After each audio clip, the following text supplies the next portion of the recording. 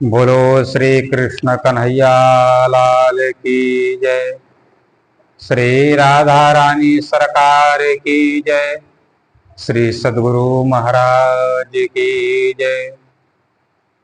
प्रणम्य परमात्मानं निजानंदं च सद्गुरुं युगलं प्राणनाथं च यथा पूर्वं प्रकाश्यते।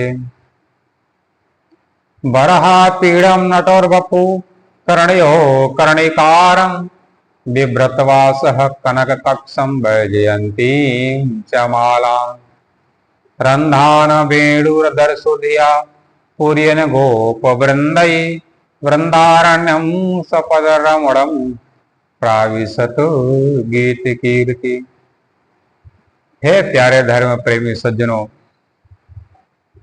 परात्पर पूर्ण ब्रह्म परमात्मा अनादि अक्षरातीत और उनके हरादी सत्य श्यामादि और श्यामादि के अंगरूपा ब्रह्म सृष्टि परमहंसों के पहचान बतलाने के लिए श्रीमद् भागवत महापुराण की रचना हुई।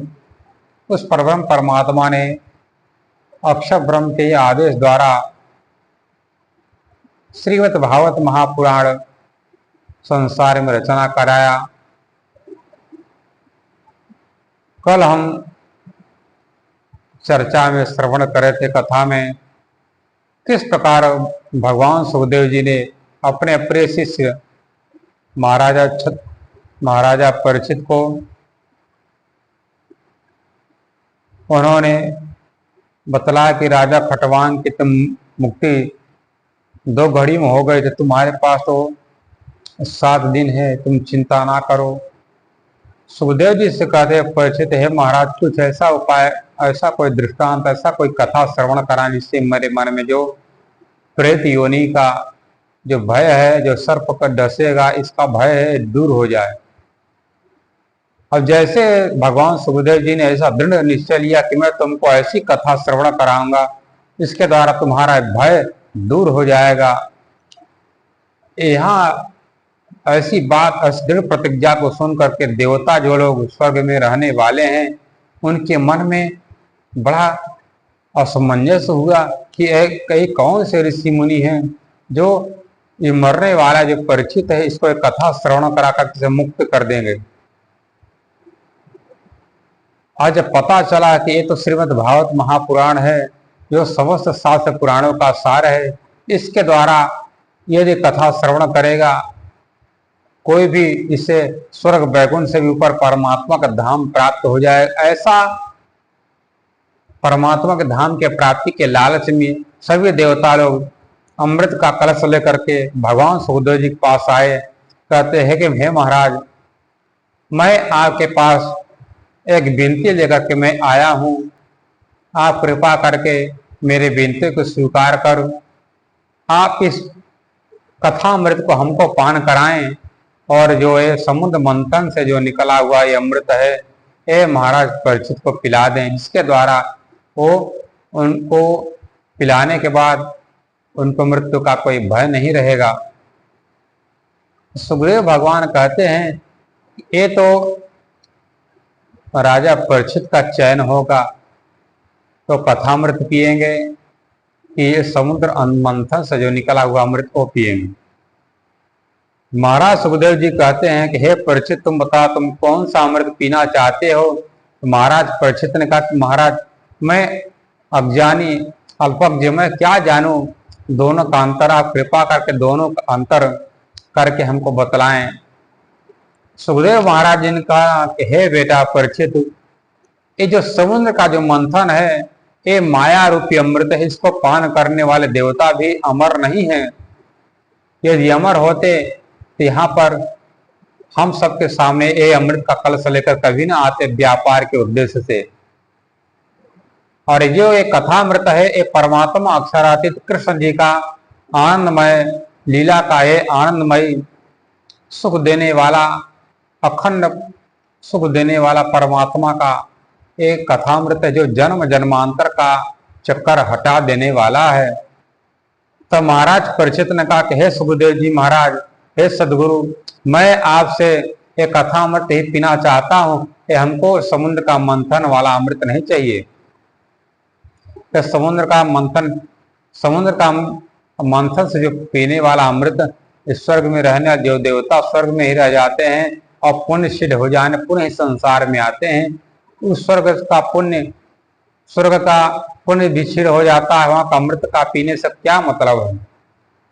तब सुखदेव महाराज जी ने देवताओं को बहुत खरी खोटी सुनाई, अरे तुम लोग व्यापार के उद्देश्य से यहाँ पर कथा करने हैं, तुम बहुत लालची, बहुत छलिया हो, तुम सोच रहे हो ये इनके माध्यम से 88,000 ऋषि मुनि कथा श्रवण करने को मिलेगा और जितने भी प्राणी भटक रहे हैं उनको परमात्मा की कथा श्रवण करने के बाद उसको परमात्मा का धाम की प्राप्ति होगी, उसका जन्म मरण कट जाएगा। ऐसी इस कथामृत का इसी महिमा क्षमता है।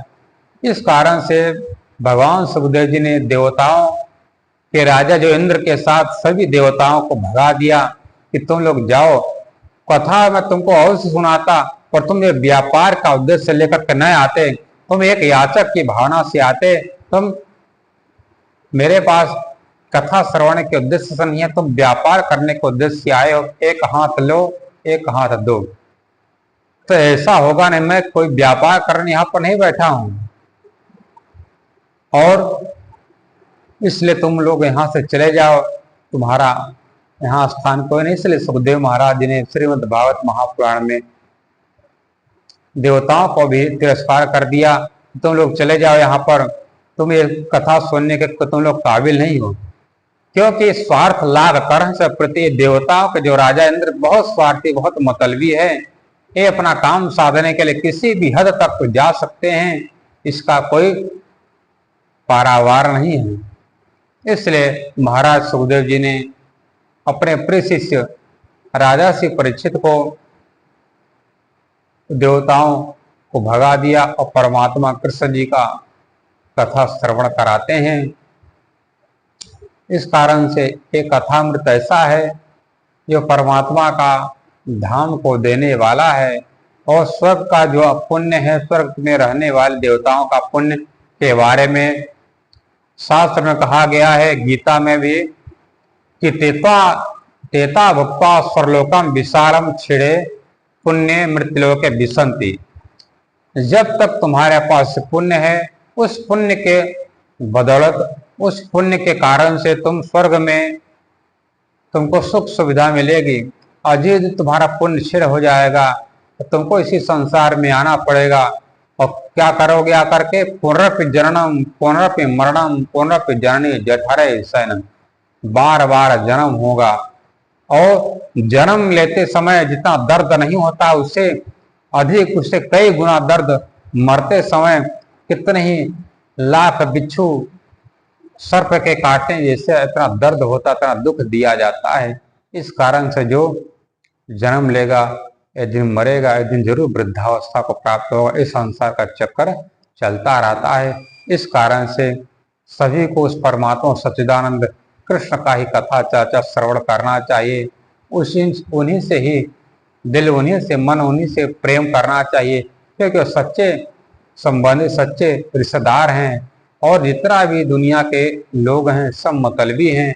एक परमात्मा का ही ऐसा दरबार है जो सच्चा दरबार है, वहाँ पर सभी देवी देवताओं को पहुँचने के लिए अधिकार नहीं मिलता है, क्योंकि स्वर्ग में रहने वाले देवता भी वहाँ नहीं जा सकते हैं। जो हम सब संसार में रहने वाले मानव, जो हमको जो पुण्य, जो हमको सुख प्रदान किया है परमात्मा ने, वो देवताओं को भी दुर्लभ है।